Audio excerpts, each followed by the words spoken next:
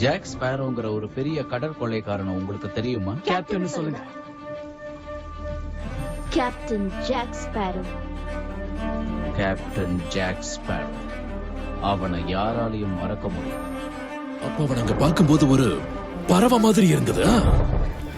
அன்னையில இருந்து என் வாழ்க்கையில ஒவ்வொரு நாளும் எனக்கு பயத்தை ஏற்படுத்துற மாதிரி அவனுக்கு ஒரு பேர் வந்தது, ஜாக் ஸ்பேரோ. ஜாக் மாதிரி ஒரு மோசமான கடற்படைக்காரனை நான் பார்த்ததே கிடையாது. ரொம்ப கொடூரமானவன் ஜாக் ஸ்பேரோ. ஜாக் ஸ்பேரோ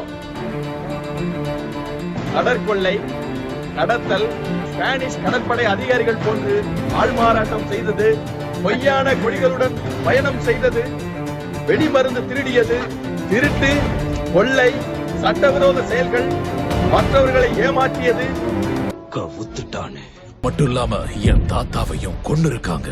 அதனால நான் இந்த விஷக்கிருமிகளுக்கு ஒரு முடிவு கட்டணும்னு நினைச்சேன். அதுக்கு முதல் கட்டமா ஆயிரக்கணக்கான கப்பல்களை அழிச்சேன். அதுல மிச்சம் இருந்த அத்தனை பேரும் ஒன்னா சேர்ந்து என்ன ஜெயிக்கணும்னு பார்த்தாங்க. அதுக்கப்புறம் அது முடியாதுன்னு புரிஞ்சுக்கிட்டாங்க.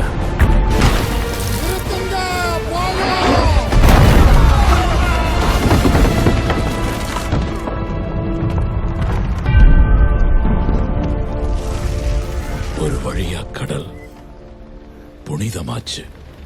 அவங்க கொடியால கடலுக்கு ஏற்பட்ட கரையெல்லாம் நீங்கிடுச்சு.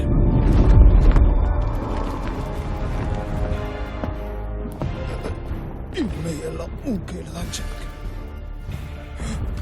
நீ என்ன நினைக்கிறியோ அது இந்த காம்பஸ் உனக்கு காமிக்கும். எப்பவும் இதை விட்டுறாத.